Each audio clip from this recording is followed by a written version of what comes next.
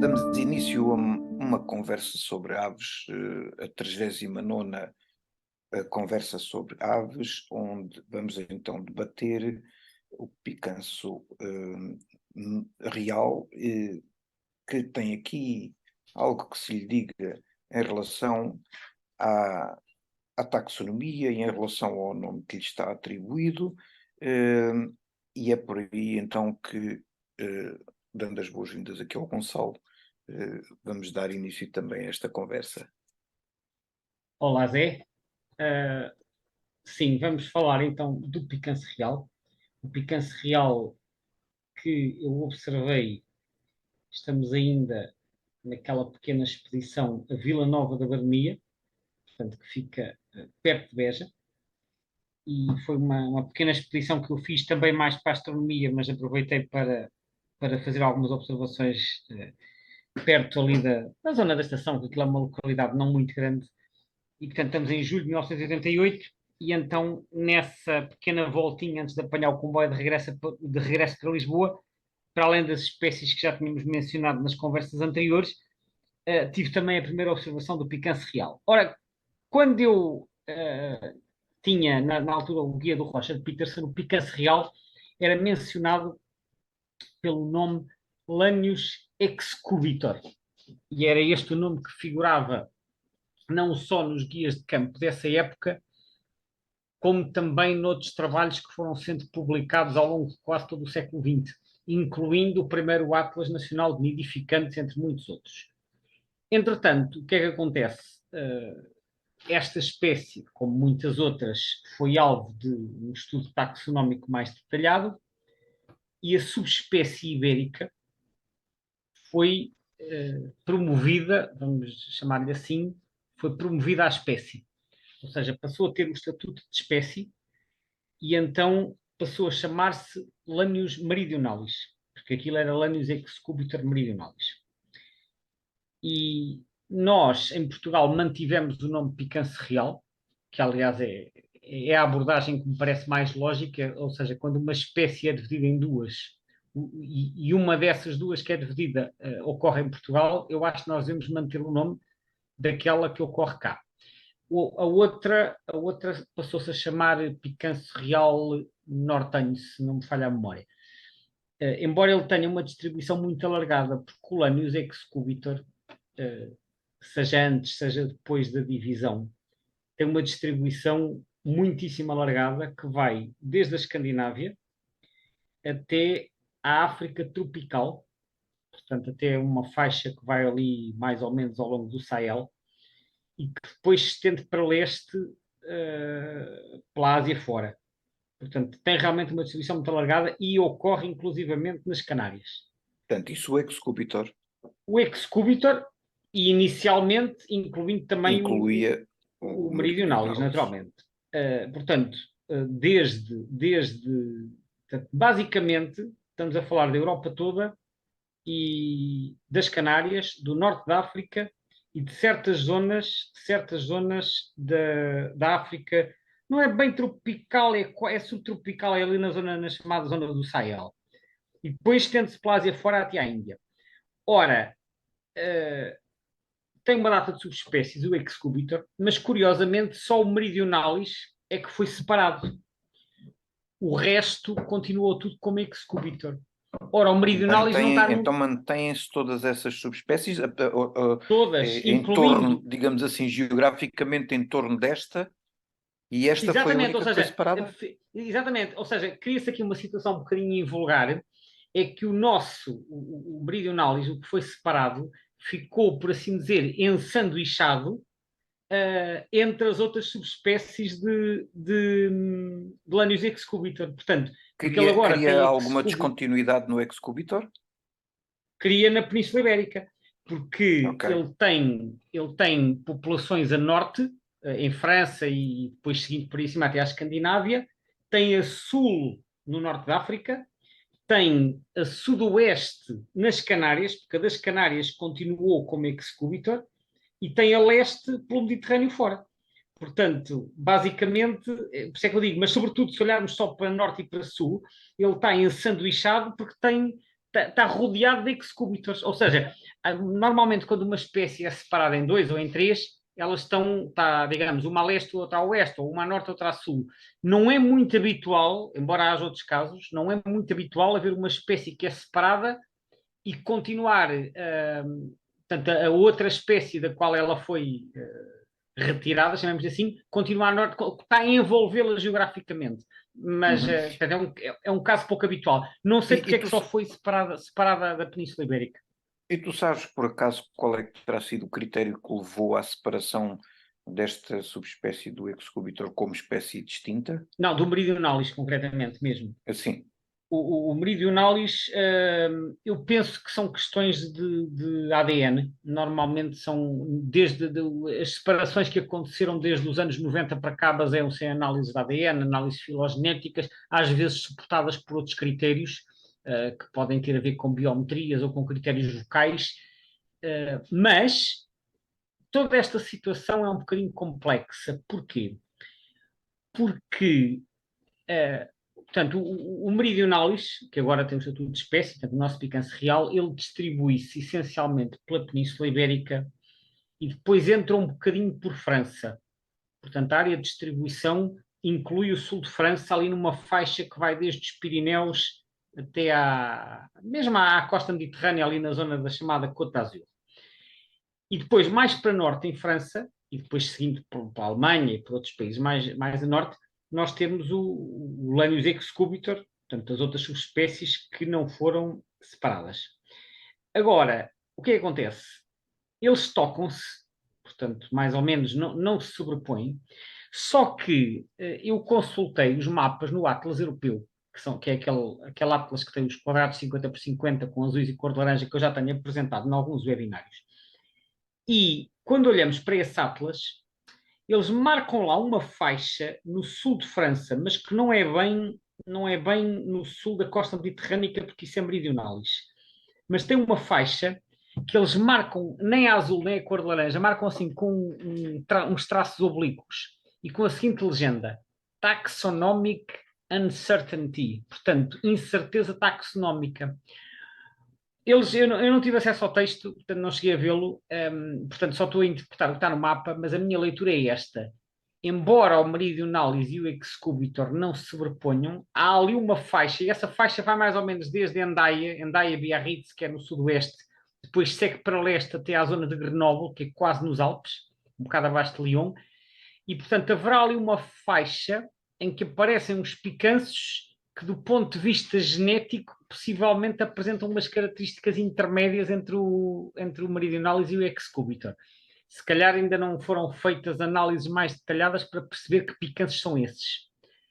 Poderão Portanto, ser isto híbridos? eventualmente, mas como aquilo diz lá, taxonomic uncertainty, às vezes isso pode sugerir que haja uma outra situação que é a chamada variação clinal. Clinal é quando, em vez de ser uma mudança abrupta, há ali uma gradação. Isso o clinal usa-se mais até a nível de subespécies. Eu é que estou aqui a fazer uma analogia, que é quando as características vão evoluindo de forma gradual da zona A para a zona B. Mas também pode acontecer, isto é uma Não, hipótese que eu estou a colocar, mas pode acontecer que essa população não tenha sido suficientemente bem analisada para se perceber o que é que são e, portanto, eu interpreto esta legenda que está no mapa do Atlas Europeu como sendo uma legenda provisória, como quem diz, nós ainda não sabemos bem o que é que aquilo é e, portanto, não estamos a atribuir nem ao Excúbitor nem ao Meridionalis, portanto, fica aqui um bocadinho no portanto, limbo. é uma coisa que não tem uma fronteira bem definida, Exato, nesse eles ponto. não estão a dizer que é híbrido, eles estão a dizer que é uma incerteza taxonómica, ou seja, eles não sabem muito bem para que lado é que eles vão classificar aquilo. Portanto, é um bocadinho, está à espera de mais informação. Mas isto é uma interpretação minha, do que lá está, porque, como disse, eu não vi o texto. Mas, portanto, isto só para dizer que, apesar do Meridionalis ter sido separado, permanecem aqui alguns fatores de indefinição, que se calhar serão esclarecidos no futuro. De qualquer das maneiras, nesse mapa de distribuição, ele aparece como não reprodutor nessa faixa mais norte, a norte da área de distribuição e como residente nas zonas mais a sul. Isso no mapa do Birds of the World. Sim, para aí. Sim, porque eles fazem, ou seja, agora deixamos de lado o excúbitor e estas incertezas taxonómicas e focamos só no meridionalis. Ok. O que acontece é, o meridionalis distribui-se, como eu disse, por uma grande parte da Península Ibérica, embora estejam ausentes como reprodutores no norte, na chamada faixa eurosiberiana, que é aquela que vai desde o Minho e pela Galiza, seguindo pela costa norte de Espanha até aos Pirineus, e estão ausentes também de França, exceto da costa mediterrânica. Mas sabe-se que há zonas, nomeadamente no caso de Portugal, no litoral norte e centro, em que eles não nidificam, mas aparecem no inverno. Portanto, Assim, aqui neste mapa de distribuição que eu estou a ver, aparecem como sendo classificados de passagem, não é? passagem, bom, dependerá dos mapas, sim, mas o que se sabe é que há zonas na península, nomeadamente no norte e no noroeste, em que eles não nidificam, mas aparecem fora da época reprodutora. Portanto, sabe-se que há, e isso acontece todos os anos, o que significa, sabe-se que eles fazem movimentos, sabe-se que há ali movimentações. E há casos curiosos, por exemplo, há um caso de uma ave anilhada como cria em Badajoz. Portanto, como cria significa que foi anilhada no ninho, sabe-se que nasceu ali. Foi anilhada como cria em Badajoz em maio e foi recuperada em novembro do mesmo ano na zona de Pombal, portanto, perto de Leiria, ou seja, ele deslocou-se para o oeste, em direção à costa. E há outro caso também de uma ave anilhada em Trás-os-Montes no mês de setembro e que foi recuperada no Minho em novembro. Aqui também uma distância de 160 quilómetros. O outro era um bocadinho mais de 200. Portanto, temos dois casos de aves. Não há muitas recapturas destas de longa distância, desta espécie, mas são dois casos de aves que se deslocaram para o oeste, o que sugere, tendo em conta também o padrão de ocorrência, que há um movimento de algumas aves em direção às zonas costeiras da península, seja a oeste, seja eventualmente a norte. Portanto, há movimentos, e são provavelmente movimentos, sei lá, de aves que vêm ou de Trás-os-Montes ou vêm de Espanha para invernar nas nossas costas. Embora, como eu disse, há pouca informação. Também se sabe que nas Ilhas Baleares, aqui já no Mediterrâneo, eles aparecem no inverno, embora em números muito escassos. Portanto, algum movimento, não é muito, mas algum movimento, mesmo em Espanha sabe-se que isso acontece, e sabe-se também que os machos são mais sedentários que as fêmeas. Portanto, as fêmeas tendem a fazer deslocações maiores fora da época dos ninhos, enquanto que os machos mantêm-se ali a marcar o território. E diz-me uma coisa, pelo que eu estou também aqui a ver, esta ave, provavelmente, esta espécie, provavelmente por também estar confinada a um território relativamente restrito, já tem estatuto de vulnerável. Tem, e não é só por estar confinado a um território restrito, porque há outras espécies que têm distribuições igualmente restritas, mas que não estão ameaçadas porque são abundantes. O problema com Sim, este mas picante, a esta está associado um decréscimo da população, um de facto. decréscimo, sem dúvida, e um decréscimo, diga-se, muitíssimo acentuado. Eu posso dizer que em Espanha existe um programa de seguimento equivalente ao nosso censo de aves comuns, que é o programa SACRE. SACRE, que salvo erro significa Seguimento de Aves Comunas Reprodutoras. Estou a citar de memória, mas acho que é o que isso significa. Portanto, é um programa de monitorização de aves nidificantes que começou em 1998. E desde 1998 até 2018, portanto um lapso de 20 anos, o índice de abundância deste picanço caiu 70%. É uma queda Isso é muito, realmente muito acentuada. acentuado. Aliás, é o passariforme, dos passariformes seguidos neste programa, é o passariforme que mais caiu. Portanto, é uma queda muito expressiva. Está identificada a causa dessas quedas? Sim, sim. Eles identificam várias ameaças. Antes de passar a isso, queria só realmente referir já agora aqui o estatuto de ameaça, porque é assim, em Portugal, ele na Europa e a nível global, porque também há um estatuto global atribuído pela IUCN, que é a União Internacional para a Conservação da Natureza, tem o estatuto vulnerável. Aliás, ele está concentrado na Península Ibérica, praticamente, e sul de França, portanto, o que acontece aqui basicamente determina a evolução da população global.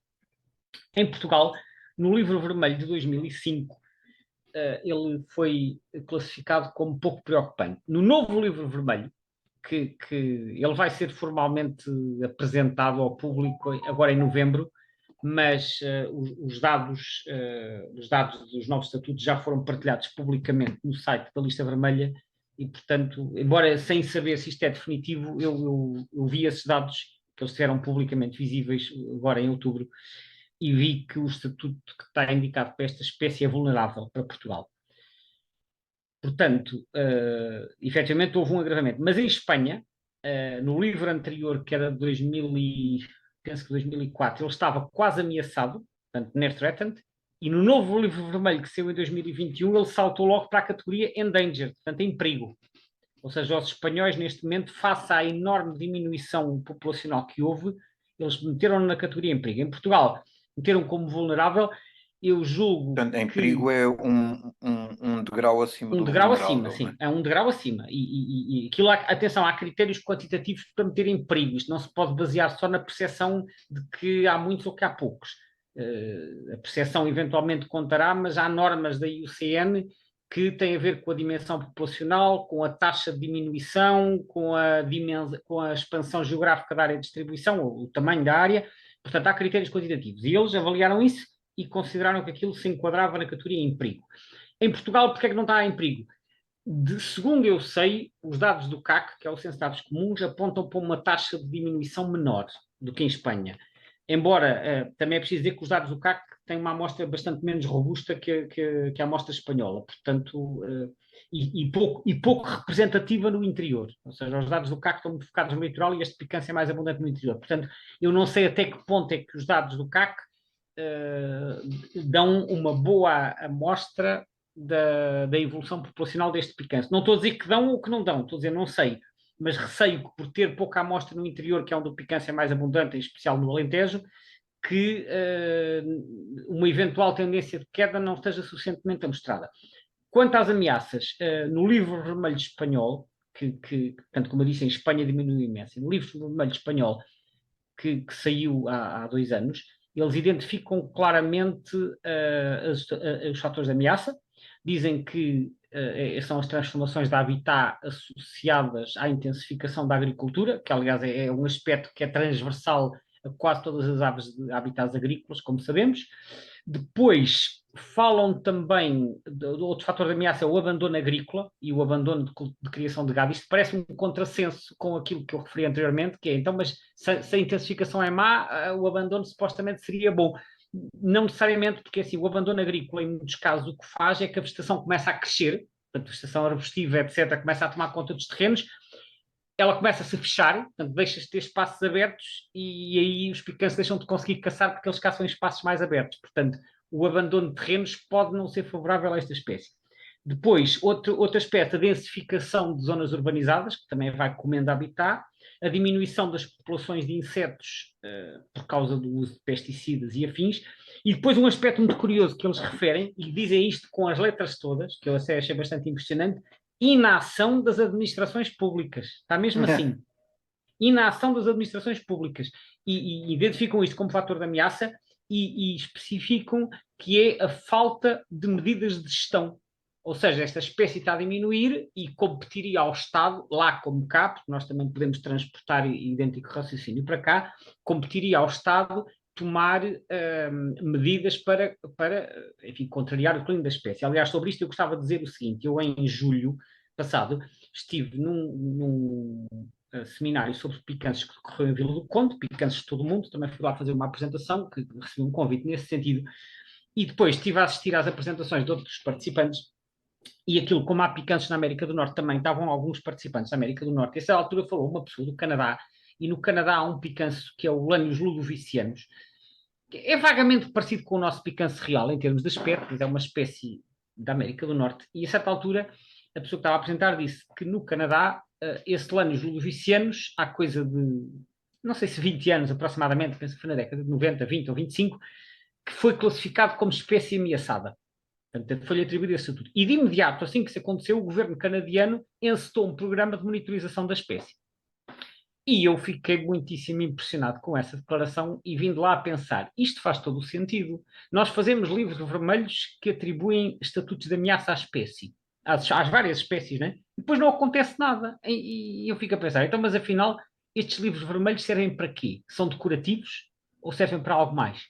Porque, do meu ponto de vista, e depois de ter ouvido isto sobre os picantes no Canadá, isto passou de repente a fazer todo o sentido, que é, se nós fazemos um livro vermelho, que aliás é feito pelo Estado, não é só pelo Estado, mas é com o envolvimento do Estado, através da entidade que tutela, que é o ICNF, embora depois outras entidades parceiras também, são atribuídos estatutos de ameaça, não é? Vulnerável, em perigo, criticamente em perigo. A partir do momento em que uma espécie está formalmente classificada como ameaçada, então faria todo o sentido, desde logo, desencadear um programa de monitorização. Eu não estou a dizer que se partisse imediatamente para as medidas de conservação, até porque os recursos não são ilimitados e não dá para fazer programas de conservação para as espécies todas em simultâneo, por muito que nós gostássemos. Mas, no mínimo, monitorizar para perceber quais é que estão a evoluir mais desfavoravelmente para decidir de que forma é que se atribuiriam os recursos. Isto seria, para mim, a abordagem mais sensata em termos de conservação e seria a forma mais lógica de usar os dados do livro vermelho e os estatutos de ameaça. Em Portugal, agora classificou-se o picância real como vulnerável. Se isto vai significar alguma coisa, na prática, não faço ideia. Eu gostaria que acontecesse algo como eu acabei de descrever para o Canadá. Gonçalo, terminamos esta conversa com esse apelo para que, de facto, as instituições oficiais que têm responsabilidade no papel da conservação tomem ações que previnam o escalar deste estatuto de ameaça ainda mais para cima, não é? Portanto, vamos ver o que é que o futuro nos reserva aqui. Ok, Zé. Obrigado, Gonçalo, por esta Obrigado. conversa. Até à próxima, então. Até à próxima.